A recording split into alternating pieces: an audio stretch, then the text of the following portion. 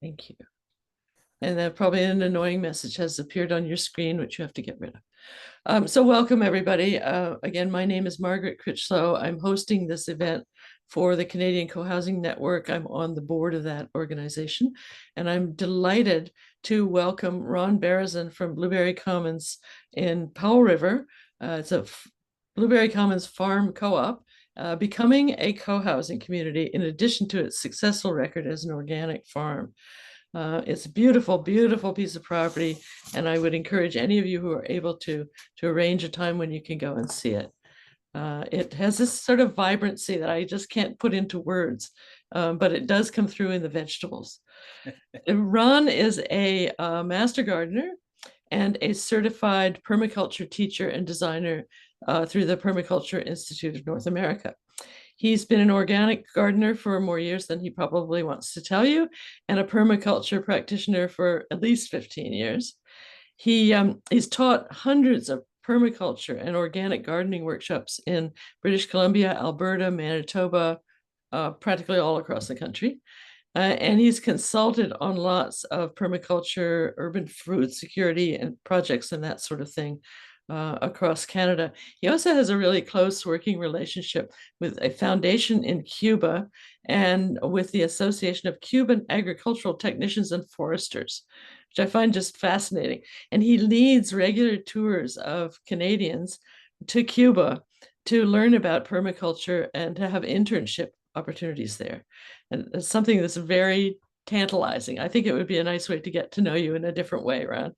And he also has a close working relationship with Indigenous peoples in Canada, including one up in the BC interior. You may have heard him on CBC Radio as a commentator on gardening, and he's been covered in a number of gardening and newspaper magazines. And you may see him now in newspapers publicizing the Blueberry Commons Farm Co-op co-housing project. We're holding an information session in Courtenay on October the 15th, and you're welcome to attend that. It's 7 in the evening at the Courtenay Library. So without further ado, I'm going to hand this over to Ron, and welcome again. Thanks for doing this. Thank you, Margaret. I feel like my life has just passed before my eyes here. You did such a thorough job of that.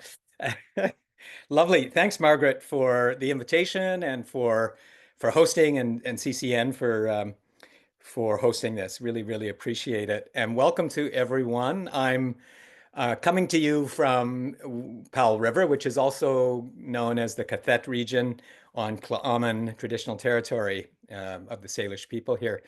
So really delighted to be able to share a bit with you about our project.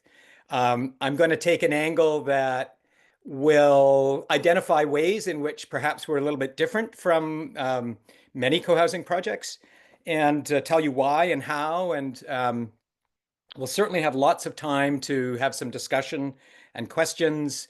We'll keep those for the end of the presentation, which will be about 30 to 35 minutes. So I'm going to attempt to screen share here. It's always a little bit frightening to do that, but it looks like it may work. Okay, can you all see that? Lovely. Okay, terrific. So my title, Blueberry Commons, a co-housing road less traveled. It's been not a short road. We've been at this for a number of years to get here, and but a delightful road nonetheless. And you see the two faces in the bottom left there holding these beets from our farm.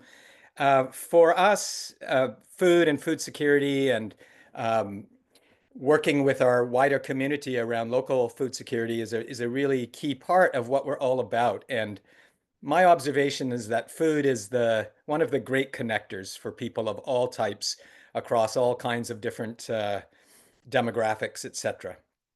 Young and old, and all kinds of different folks.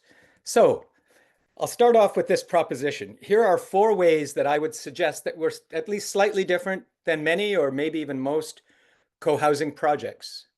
So the first one, which is quite significant, is that we are legally structured as a cooperative, hence the name Blueberry Commons Farm Cooperative. We're not a strata. And there are a number of reasons for that, and I will unpack those for you a little bit later. There aren't many other co-housing projects in Canada, in fact, that are co-ops. I can only think of one, and that is Prairie Sky in Calgary, but I could be wrong. Maybe somebody knows of another. Um, the second way is that, yeah, we have a farm. We run an organic farm, which we'll tell you about here, and it's quite central to our identity and our sense of mission and vision. Um, and we're kind of in a, in a semi-rural environment. We're right on the edge of the municipality here. Um, so that creates a slightly different dynamic, perhaps, than an urban project. And we are smaller than most co-housing projects. So this development that we're undertaking right now is for 7 households. And there's reasons for that. We have bigger vision, and we hope that in the future we may be able to create more units of housing. But for a variety of reasons, we're going with 7 households initially here. And the other thing that I think is becoming more and more common for co-housing groups is that we have used sociocracy as our governance model and decision-making process since the very beginning. We feel like we really got lucky by encountering sociocracy before we sort of established other patterns of working together and making decisions. We brought up a trainer early on in our formation process and have used sociocracy from the get-go, and that has served us very well. All right, so the exciting news for us, and any of you who are in a co-housing project or have been part of developing one, is getting to this point of actually seeing things happening on the site is an extremely exciting and rather terrifying process to finally arrive at. But we have heavy equipment out there. Lots are surveyed out, and we are underway. And it's taken us, as I said before, I mean, depending where you start the timer, either 5 years or 9 years to get to this point. So it has not been a quick process. There's been lots of really good learning along the way. But the important thing is we are now under construction with expectation that these homes will be ready for occupancy in about 10 or 11 months from now. Okay, so where are we? Uh, I don't want to take anything for granted. It's amazing to me how many people, even in the lower mainland of Vancouver, don't know where Powell River is. Assume that we're on Vancouver Island, which is over here. Here's Courtney Comox's area. And Powell River is about 150 kilometers to the northwest of Vancouver, but it's 2 ferry rides to get here. So it's a 5 to 5.5 hour trip. And that creates a certain kind of isolation effect in some ways, which has lots of really good phenomena associated with it and some challenging phenomena associated with it. We are dependent on ferries. Most of our food in the region still comes in by ferry. And it does cost more to do anything like to construct because all of the materials for building, lots of the labor often has to take ferries to get to where we are. So that adds cost. But Powell River is a community of in the urban area and the surrounding regional district of around 21,000 people. It's historically been a mill town, but the mill is now closed and it is firmly in a time of transition, which is also very exciting, to be honest. There's a great energy here. We have a very, very rich cultural life, music, dance, activities for children, arts education for children is really strong. And part of that is because of the isolation over the history of Powell River, folks needed to create their own entertainment, really. And so it has evolved lots of really good organizations to have a rich life. In fact, when the mill was hiring people here, one of the questions in their interviews always was, "Do you play a musical instrument?" Because they had an orchestra and they wanted people who played a musical instrument. And that sort of permeates to today, where we have international choral competitions every 2 years here. And every year we have a symphony orchestra program for young people. And we're surrounded by lakes. There's a coffee company here called 32 Lakes Coffee. We have 32 freshwater lakes right on our doorstep. which really differs for us from the lower coast, lower Sunshine Coast of Seychelles, Gibson's, Roberts Creek, where water availability is quite an issue. We don't have that same challenge in Powell River. And we are on the traditional territory of the Cohousing Nation, who is the fourth nation in BC to achieve self-government. That happened about 5 years ago. And really, we have a lovely relationship with the nation. We share a border with their current land, and we have quite a bit of involvement with them in different ways. So that's where we are. Question is, how do we get here? And all of you who have been part of a project or are part of a project know that what often seems at first glance to be a fairly simple thing. In fact, in our case, we got a group of people together and said, let's buy this gorgeous piece of land for sale on the ocean, 40 acres with a small farm. And boy, in a year or two, we'll be living there, and won't it be wonderful? Little did we know that it's a lot more complicated than that. And in fact, that particular property soon went off the market. But we did have a group originally of about 14 people who we brought together. And when that land wasn't available, we asked ourselves, well, if we really want to try to create a community life together, let's stop a little bit and think about this. And we came across the book called Creating a Life Together: Practical Tools to Grow Eco-Villages and Intentional Communities by Diana Leaf Christian, which we read, and we did the exercises in the book, and we got to know each other very well, and we crafted vision documents and started to develop policies and all kinds of things that really this was a foundational guide for us, and a tremendous amount of learning there. These days we have other resources, including the terrific new book by Renee and Margaret that is a guide for people wanting to start co-housing. So important to try to find the right resources and make good use of them. So yeah, I mean, this process was a couple of years really of clarifying our vision. And I'm just going to name three things. Our complete vision, mission, aims, and values are on our website, which you can look at in detail if you'd like.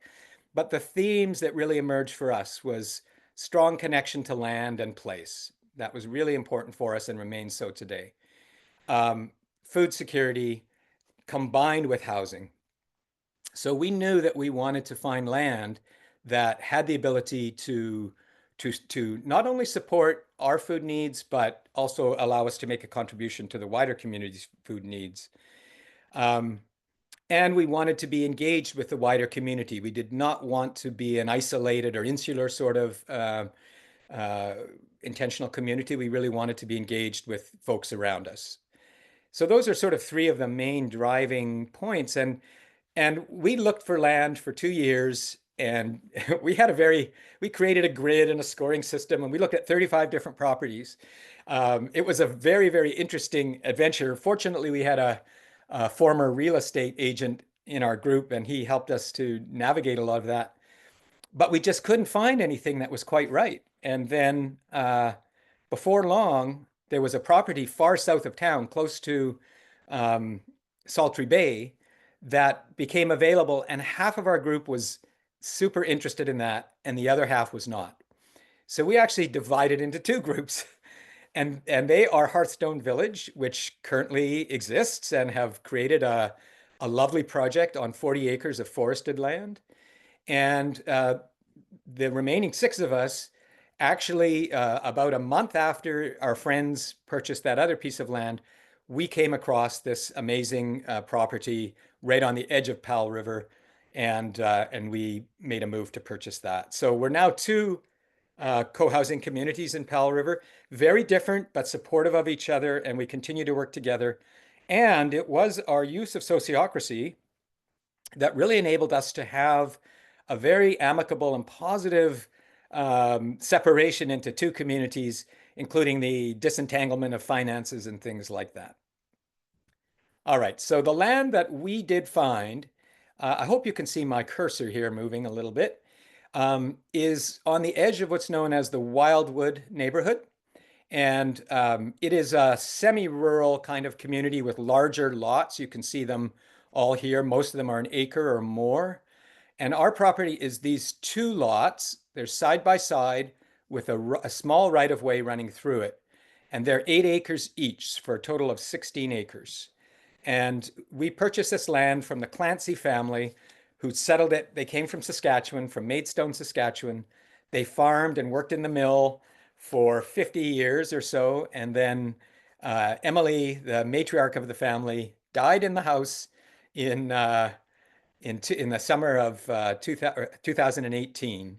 And we made contact with the family and shared our vision with them and came to an agreement. And we were able to purchase this beautiful piece of land that borders on Commons territory. So just the upper edge of the lot lines here. This is First Nations land here. And there's a trail through their land, public use trails, and we are on the 180-kilometer Sunshine Coast Trail within about a 5-minute walk off of our property line, which is amazing. We've got a couple of acres of mature forest here. And then the farm, this is an old Google Earth picture, so it's really out of date. The farm is here, and if you looked at it today from up above, it would be a range of textures and colors, and it's about 2.5 acres of cultivated land, and then half an acre or 3/4 of an acre of blueberries, and then a big herb garden area here. So about 4 acres or so total is used in food production. And we are building homes, just to show you in this picture right now, both right here and right here. We went through a rezoning process to get this lot rezoned for up to 36 units of housing, which we were successful with, but we did not complete because doing an engineering study, we discovered that we're at the end of the water line for this neighborhood, and this is an incline, and the existing water service was going to be insufficient to meet fire flow requirements, which meant that the homes would have a hard time getting insured. So we had to backtrack on that and go to a smaller development lower down on the property and work towards other solutions for future development, many of which we do have sort of worked out now, or at least possibilities. Okay, let's tell you a bit about the farm. So we acquired the land, 5 years ago, and I remember in early March of 2020, we were sitting around at a general circle meeting, and my wife and I moved into the one house on the property when we purchased it, Laura and I, and we were running the blueberry patch and doing a bit of gardening, but then there was discussion around this pandemic thing starting in China, and we all kind of went, wow, I wonder if this is going to get serious or what might happen. Maybe we should upscale what we're doing food-wise sooner than we thought. So in early March of 2020, we made a decision to actually start farming in earnest in May of 2020. So we had 2 months to sort of get it going, and we put together a model. We had some good support people. I had some background in food growing, and so we decided to sort of jump right in and run a commercial farm. In other words, a farm that would be selling food to the wider public, mostly because we were concerned about our food security with the pandemic and knowing the sometimes challenges that exist already getting food up here on ferries. So we cleared a little bit of land. It was full of blackberry and alder and had been left for about 15 years. We pulled a lot of rocks. We summoned volunteers. The blueberry patch had blackberry and alder that were 15 feet tall. And we had 50 people come out to our first work bee to help us start to get this farm back in production. And this has been a theme that has continued. We have lots of community connection in our farm, lots of volunteers, school groups. It is really meant to be a place where community members feel welcome, wider community members. So that first year, the co-op hired me to be the farm manager at a minimum wage job for 30 hours a week, and I worked 60. So never made less money in my life, but it was an amazing experience and a great COVID project. And we realized that that the soil we had was amazing, that the possibilities for that, the productivity of this land was terrific. And we sold $54,000 of food that first year. And then that has since grown to more than double of that. The farm is very diverse. We have a lot of fruit trees, about 50 different fruit trees on the property, 800 blueberry plants. And in total, last count, around 45 different fruits, vegetables, and herbs that we grow. Um, we are certified organic. We applied for certification right off the get-go, and it was a 2-year process. And we are certified organic. And we try to go further than that. We try to be regenerative in our practices. We do lots of cover cropping, composting, um, uh, leaving hedgerows and things for biodiversity. So the farm is really just sort of taking shape after we're now in our 5th season. And every year we learn more, and we discover what wonderful possibilities there are here. And as I mentioned earlier on, what a great pretext for forming community growing food is. Because this is my question often in sort of intentional community discussions or co-housing is we spend a lot of energy and time to get together to create an entity and structures, and then people move in, and it's kind of like, well, now what? What is the stuff of community? What is the connective tissue of community? And that can be many different things. And for us, that is in large measure, but not only, but in large measure, having this farm. And that doesn't mean that every member is involved in the physical work of the farm on a daily basis, not at all. Members are welcome to be involved as they would like and to their abilities. And for some people, that is maybe helping in our farm stand. For others, it is seeding. And some want to get right down and work, and some are hired part-time, and some are hired full-time. We market our food through a few different ways. We have this farm stand on the edge of the property, a rickety old building that was here that we continue to use. So far, it's held out the bears, which are thick around this area. There were 5 different bears on the property yesterday that I counted. It's unbelievable. Um, and this little farm stand is our #1 channel of sales for the farm. Um, it's also a terrific way to get to know people and for them to get to know us, because they physically come to the property, and frequently they walk with me down to find something that's not in the farm stand that they need, or they're just curious and they want to have a look. And so we've built so many wonderful relationships through the farm stand. Um, and we go to 3 farmers markets a week, 2 in Powell River and 1 on Savory Island. And then this year, we started something new. We were inspired by a webinar we attended over the winter last year to try a full-scale U-pick farm approach. So 4 times a week, folks are invited to come out to the farm and pick whatever is ready for themselves. And that is taking that community connection one step further. People walk the land, they get to, see and feel and touch where their food is grown. By far the most popular demographic is moms and kids and families with kids. And it's an outing, and they love it, and the kids are learning. Today, in fact, is our final day for the season of our U-Pick. We have a little customer appreciation celebration going on as I speak. And this has been a really good experiment. We'll tweak a few things for next year. So on we go. Through the farm, we develop close working relationships with the local elementary school. In 2 weeks, we'll have a pumpkin patch event that this will be the 5th year we've done it. And part of the proceeds go to support the hot lunch program in the elementary school. We support the Good Food Box, which is like a food hamper program of the First Nation. We've also employed 2 different interns from the First Nation on the farm. We provide donations to the Powell River Food Bank and to a couple of other social service agencies. And we're part of a growing network of both farmers and not-for-profit agencies and other people who are working to create a strong local food system. And we host meetings sometimes for that group of people and participate in lots of conversations around food security for the region. We're doing more and more workshops, educational workshops, both for kids, for adults. And this summer we had a wedding on the property. Our daughter got married on the property. And all of her friends from Vancouver said, wow, you should rent this place out for wedding destinations. It's fantastic. And I kind of went, I don't know, that would be a lot of work. And then one of her friends who helps host weddings said, you know that you could rent this out for $10,000 a weekend? That got my attention. I don't know whether we'll do that, but you never know. And lots of volunteers. This is Constance, one of our members, who's seating. And again, there's different kinds of tasks for all kinds of people. All right, so enough about the farm.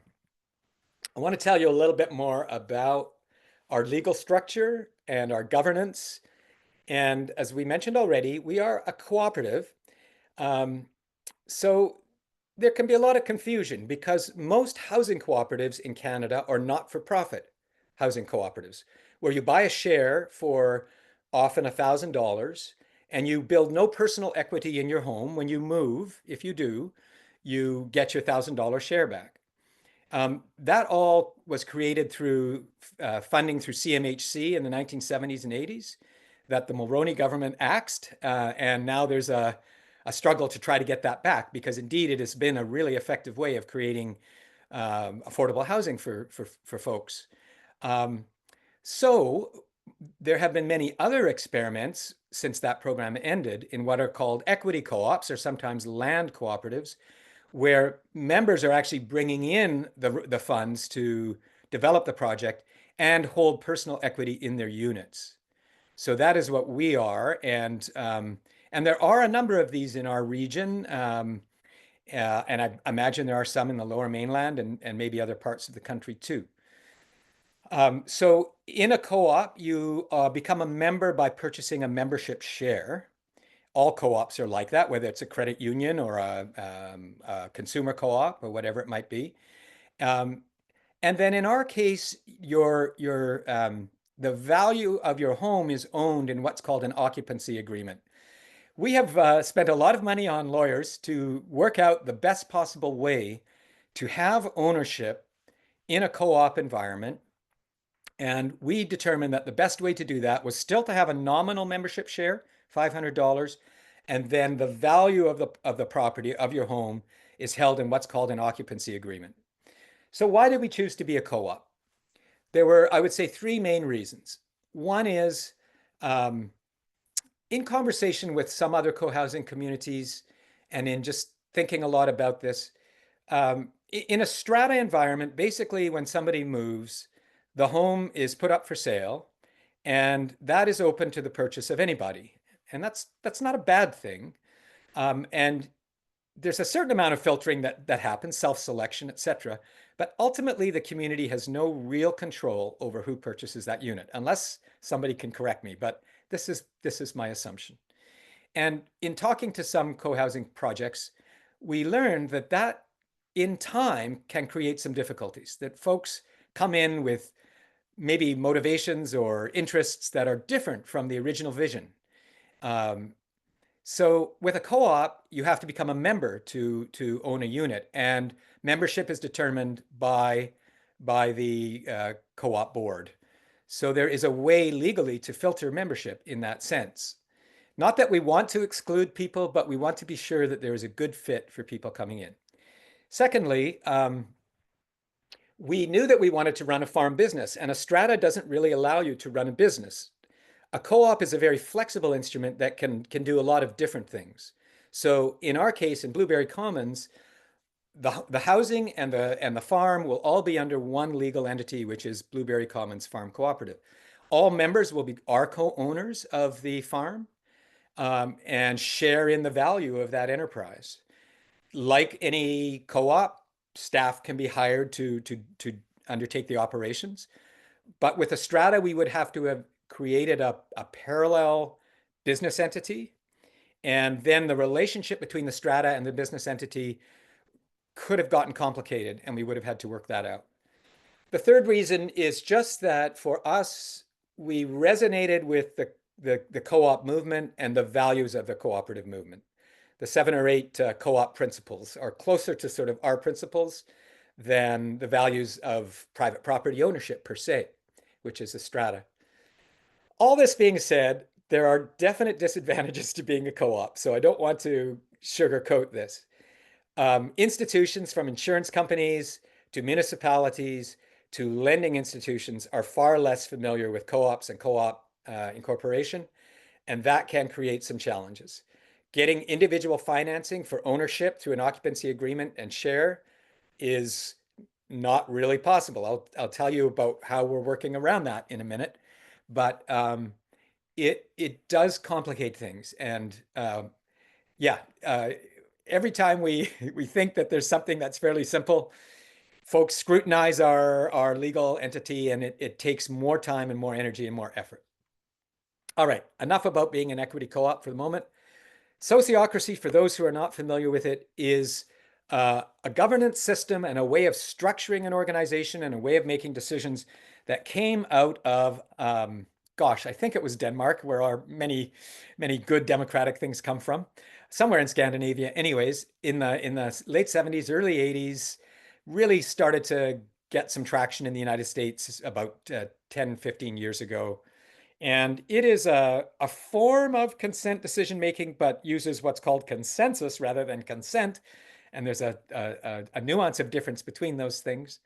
It's focused on structuring ourselves as a general membership circle with what we would normally call committees that are operational circles who are given a mandate through a domain and aims to undertake certain responsibility and tasks. And they have the freedom to do that within that domain and aims. And they report back. There's a double linking between the operational circles and the general circle.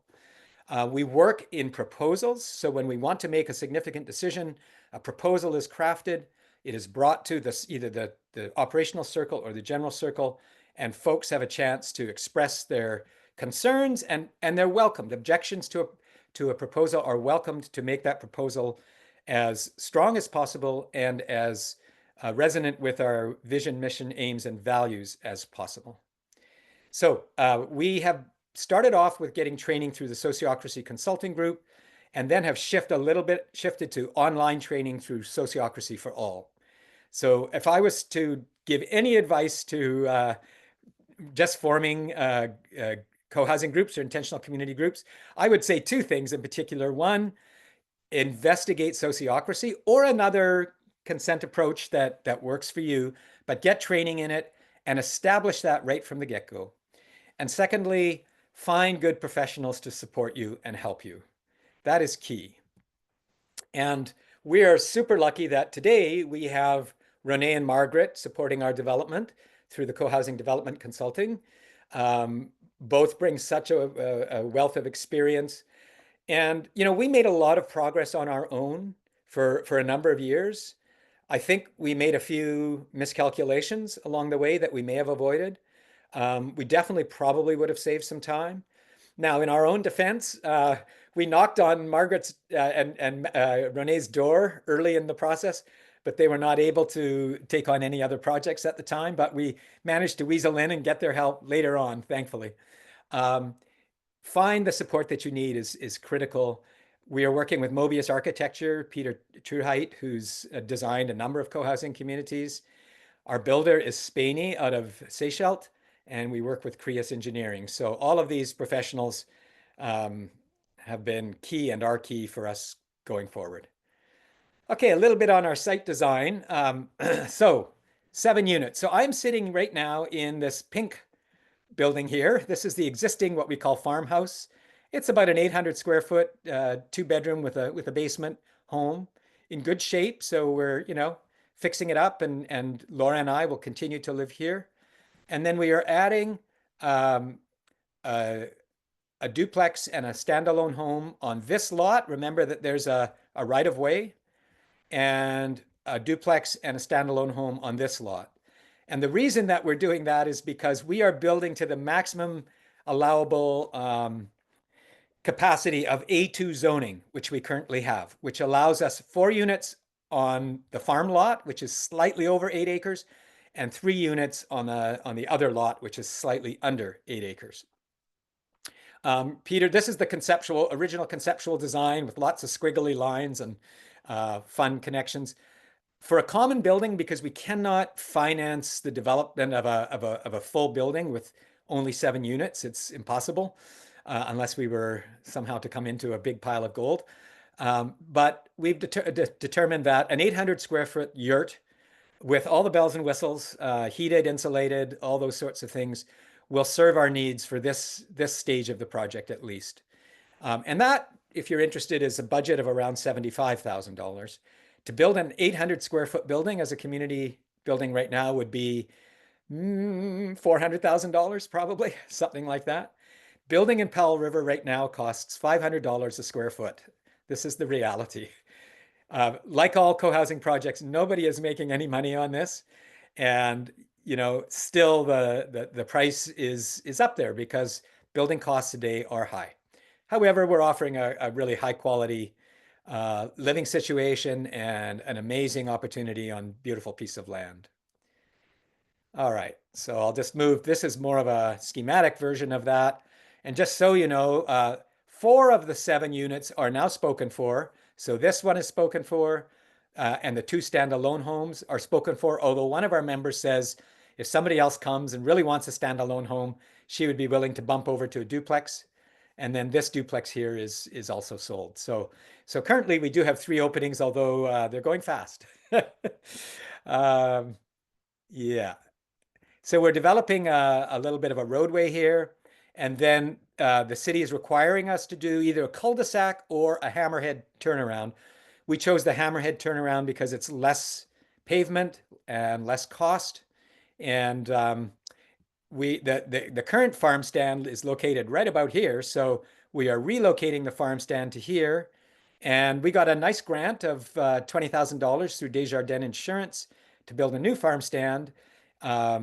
It will be state of the art, and we'll have seating outside of it. And we really imagine it to become a bit of a hub for the neighborhood because there's really no place to go sit and have a coffee or a conversation or anything like that in our community.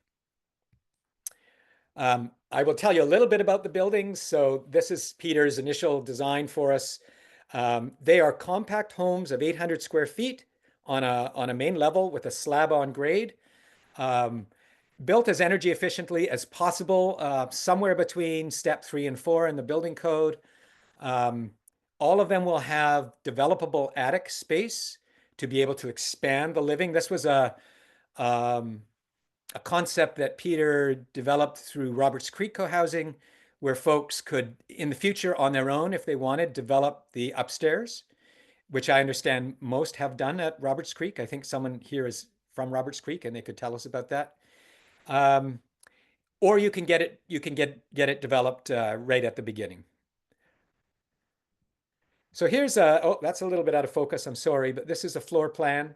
And they're a fairly wide open concept on the main floor with kitchen, dining, and living room area with walkout deck or patio. And all of that is with views to the southwest, lots of good light coming in. And then master bedroom in the back, and then a smaller bedroom, and then space for a staircase to go upstairs for those that want to put a second story on. And of course, the washroom there and a side entrance. All the floor plans are the same. This is one way to keep costs down, and really not a lot of choice in that.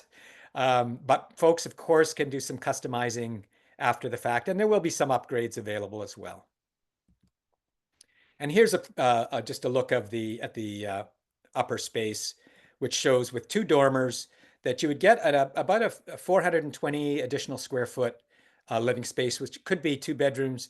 They'll all be plumbed and have the electrical running up to the attic, ready to go, and also ready for solar if folks want to do that, or if we have enough in our contingency line item at the end and we decide we want to add solar in this stage of development. Okay, just a little bit about costs.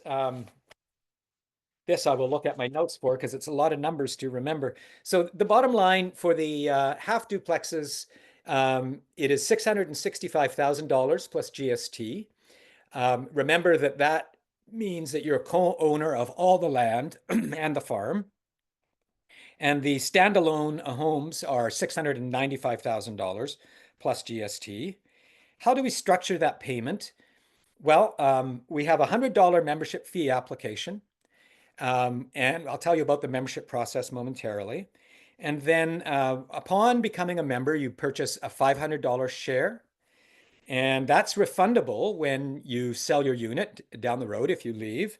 And then there is what we call a joining fee of $3,400, which goes towards common costs for legal and accounting and all those sorts of expenses. And then $196,000, which is effectively you could call it a down payment. We're structuring it as a member loan that you put forward as a prepayment on the unit. And it is roughly equal to the cost of your one share of the cost of the land and the common infrastructure. And then upon occupancy, the balance of the 665, if it's a half duplex, is paid out. So that's around 465. Yeah, so that is the basic financial picture. I don't know if there's anything else I need to tell you on that right now. Happy to respond to questions on that. Quickly on the membership process, we've had many iterations of our different membership process over the years. Right now, this is what it looks like. Folks attend an information session or come for a tour or have a long conversation as a first step. Then they request an information package, which we send them along with an application form. They complete that and send in the $100 application fee. They attend one meeting as an observer, so they are able to introduce themselves and participate in the closing round. Then they can request an interview, and we have a small team of our members interview them. And this is just to assure good fit in both directions and for us to get to know each other a little bit better. And then we have a requirement of 2 more meetings or events as full participants, not having consent, powers of consent on decisions at that point, of course, but being able to participate in all discussions. And we hold regular work bees and social events and things. So it can be either of those. And for folks out of town, we require that they come to Powell River at least once in this process to see not only the land and to meet us face to face, but also to get to know the community, the wider community, and to determine if this is a place you really want to live. I think it's an amazing place to live, but it may not be for everyone. So it's important to come and see it for yourself. And then we have an opportunity for you to meet with Rone and Margaret, our valued and wonderful project consultants, for them to support you in any final questions or considerations that you may have. And then at that point, we bring a recommendation to our general circle of all members for you to become a member. And once you are received as a member and pay your $500 share, you are a full member, no different than anybody else. You have complete decision-making in all of our processes. And yeah, you get to live in a remarkable place with some pretty amazing people, if I do say so myself.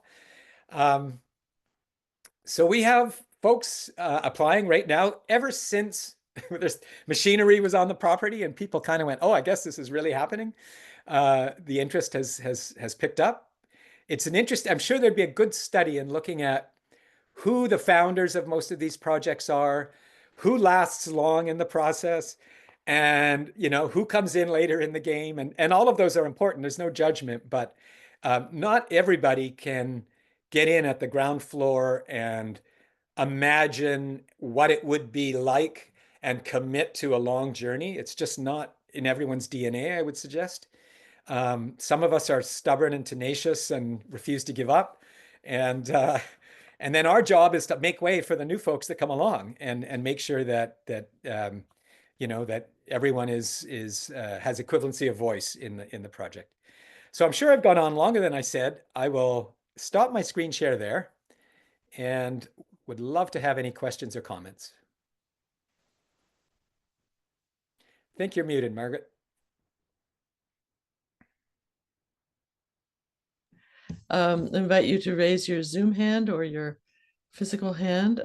Most people have their videos turned off. We have 13 participants right now, and many are not visible. So if you'd like to ask a question and you don't mind becoming visible, it will be easier to spot you. And then happy to hear from you. Jonathan. Oh, thank you very much. That was a wonderful, very interesting presentation. Could you talk a little about your future aspirations? It sounds like you've got the 7. You've got a number of applicants. I'm sure that they're quite far along, but how do you see the future evolution, both in terms of scope and scale? Thank you. Thank you. Yeah. Yes. Just to say that we're still welcoming more applications. because we've learned that until the money's on the table, we don't know for sure that folks are in. But um, we made a decision with Margaret and Renee's help, um, probably about a year ago now, or maybe a little bit more than that, that we needed, if we were going to continue this project, we needed to get more people living here and become members and do this first phase so that we could, because there was a carrying cost associated with having the land, and that was starting to fatigue our resources and people's commitments. And some of our members at that time who um, had been counting on a big community decided that they were going to step away, which was fine. We understood that. Um, but our vision has been and I think remains to look somewhere in that sweet spot of 18 to 30 units. And how we get there is a good question.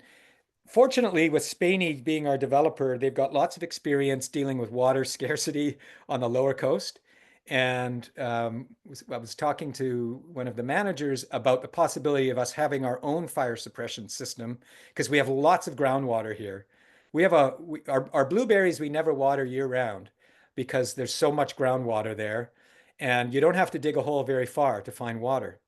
So we could have a large containment and enough water pressure to meet the fire suppression needs. Um, so, but we need to get this first, these 6 units finished, catch our breath, and then we will continue to move forward. We'll have to reopen the zoning process. We made it to third reading, which was basically, and we had unanimous support from council. I won't say that there was unanimous support from the neighborhood. There was some vigorous discussion about it, though we had a tremendous amount of support too. And so we're told by planning that we could probably complete that rezoning in about 6 months. And then I think part of what we would love to do, we searched for a way to try to find some below market value housing as part of this. And we just came up empty-handed. And I know that Renee has recently developed or is developing or helping to develop a tiny home project on one of the Gulf Islands. So I think we're open to considering a range of housing modalities in future development. What that might look like, we don't know. More of our similar housing now, for sure, Mhm. but maybe some alternatives that allow younger families who don't have a lot of equity to be able to buy in. I mean, Thanks, like a lot of projects, we tilt towards an older demographic. right. Thanks. I think that gives people a great sense of the range of possibilities up ahead. And right now, you've got 3 homes. And my understanding, and I just wanted to check with you, is that when a person goes through your membership process and then pays their $500, that from that point on, they're assured of a home in the project, correct? Absolutely. And that's the only way at this point to be sure that you'll have a home in the project, because everything else is in the future and a bit more uncertain. That's correct. We Okay. don't really know what the timeline is for that possible future development, No, well, none of us knows the future, for heaven's sake. I'm not sure whether David Lewis was perhaps next, or Kathy, were you planning to ask a question or just becoming visible? David, then you typed your question in the chat, but is it the same one? It's how did you originally get your group of families together, Ron, and on the same page? Were you all friends before you established the co-op? And then with 7 or 8 co-op members in your co-op, let's see. Maybe you better ask this one, David. I think I About got the it. member cost ratio. Yeah. I think I can tackle this, and if I don't hit it, then David can clarify. Okay. Um, yeah, to essentially everybody that was part of the original group was connected through maybe 2 degrees of separation. So if we didn't know each other, we knew somebody that knew each other. So it's a smaller community. So that was fairly easy. So it was a fairly tight-knit group from the beginning. There was a little bit of in and out in the first couple of years. And then the group split in half when half the group found the other property, and we started adding more members. And at that point, we had a number of out of town members that found us through other means who we didn't know. And I think it is always a really important question as to how, when you have an evolved culture of an organization, how do you successfully integrate folks who are coming in without that history and friendships and things like that. So, so I think that, yeah, there's a critical number of people that you need to have on board to be able to do the pre-development sort of activities, because there's a lot of costs before you even are anywhere near getting to in the ground. And so at a certain point, and I think this is outlined well in your book, Margaret, people have to come up with a significant financial commitment. You know, we're talking several thousands of dollars to be able to finance the pre-construction, pre-development work. And that's often legal and you know, property search and putting money down on a property and those sorts of things. So in a smaller, it's not been easy. A smaller group like ours, we've had to put proportionately more money down early in the project than a larger group would have to. So those who are on board now are heavily invested. Wow, okay. And regarding your question, David, the last bit, is it feasible for members to do the finish work on a build, in your opinion? One of the difficulties is that you have to get an occupancy permit. And you cannot get an occupancy permit until basically that work is done, at least up to the range hoods and that sort of thing. So the bureaucracy everywhere, including in Little Powell River, is really substantial. And there are just so many hoops that have to be jumped through, that to do it without professional support, if you could do it, it would take a much longer time. And that means your money's tied up, and that's expensive. Well, I'm in Little Prince Edward Island, so I'm not sure how it would work here, but Might be different there. It might be yeah. different, but Just little to your fire suppression needs there, Ron. I know a place, it was a lumberyard, I believe, that put in a swimming pool in order to get around the fire suppression, and another place used a pond, I think, because then you've got a volume of water for fire suppression. Yeah, no, thank you for that. I think there are creative ways to do it, and it's just going to take some good thinking, because for us, to upgrade the water line, it would be about 1 kilometer of road, digging Oh, up wow. a line and putting in a bigger line. It just was not feasible. We were into millions of dollars. Yeah. Yeah. Thank you, David. Are there other questions that people would like to ask Ron? We're almost at time, so I'm aware of that.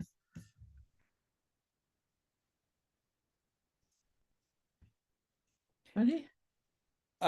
Margaret, I'd like to make sure that I'm going to put my email in the chat here. I think it's on the slide there too, but anyway, here it is. Happy to respond to any other questions or inquiries. If there's somebody sitting here who thinks, this could be a good fit for me, we would love to talk to you. And people can share that with their friends too, if they know of somebody who wasn't able to come today but would like to know more. And also to point out again that on Tuesday, October the 15th, at the Courtney, is that the correct day? Yes, at the Courtney Library, we will be having an information session at 7 o'clock, isn't it, Ron? No, earlier, Margaret. 4:30 to 5:45? Yeah. That's what I had, and I thought, that's not right. All right, Tuesday, October 15th, 4:30 to 5:45 at the Courtney Library. I see one hand up. It's Kathy. I just wanted to thank you so much for such a wonderful presentation, Ron, and such an inspiring project that you have going here. I wish you all the best in as you continue on. Yeah, thanks a lot. Thank you. Really appreciate that. Thanks so much. You know, it's one of the things that when we started on this journey, there were two things we said as a group. One was that community starts now. Community doesn't wait until we are living in the physical shared space. So we really tried to be conscious of creating community along the way. And the other is that we really wanted to enjoy the process and learn as much as we could as we went. And I'm not going to say that we've enjoyed every moment of it, but it has generally been a very a very rich process for sure on many, many different levels. So thank you for, I mean, there's always that, if we knew then what we know now, I think we still would have done it, but yeah, it's a much bigger undertaking than folks often realize. It's something that seems so basic to, to humans to want to live together and huddle in a village-like setting, and has become so complicated to do, unfortunately. But it relates to some of those factors that Margaret mentioned around just the way things are organized. We live in a society that is based around, private individual property ownership. And every time we try to do something different, we're swimming against a current. So we just have to be prepared for that and know that we are also blazing trails, and others have blazed trails. Thank you very much, Kathy, and others, for us along the way. And yeah, so if it was easy, everybody would be doing it. Yeah, it's really challenging to create a cooperative culture, and that's exactly what you're modeling. You're doing it with a farm, you're doing it with the housing. We're all doing it. Those of us who live in or are creating co-housing communities elsewhere. It's a fundamental culture shift, and it's a perfect time for that. So thank you, Ron. And yeah, I so believe in this project and in what you're doing, and really lovely group of people. So get to know them. Thanks, Margaret. And I see a note in the chat here. If someone asking if maybe they could email me, happy, just by all means, follow up. If that's from Michelle in Edmonton, my old stomping grounds. So of course, I got a soft spot for Edmonton. So be in touch if you'd like, if that's useful. Yeah, and it is important to visit Powell River. It's a great way to get a sense of whether that's for you, and I'm sure you could also do some work on the farm while you're there and probably eat well. This recording will be made available. I am not sure exactly when, but if you want a copy of it, I would say email Ron. We'll find a way. We plan to put it on this CCN website. And I have it for now, so at least it's possible to make it available in a fairly timely fashion, I hope. And thanks to you all for coming out. We will keep you informed through the Canadian Co-Housing Network newsletter of the next webinar, which will be in the new year, I presume. And yeah, look forward to your participation at all levels of the organization. We're always looking for people to serve on the board and to organize events. So, and all the communities in Canada are listed on this website, which is cohousing.ca. So you can find out all the communities in all states of development and contact information for them. So if you're organizing a community and it's not yet on the CCN list, get in touch and be sure that it is listed. I think that's it for now from us. Thank you all for coming out. Thank you. Have a good day, everyone.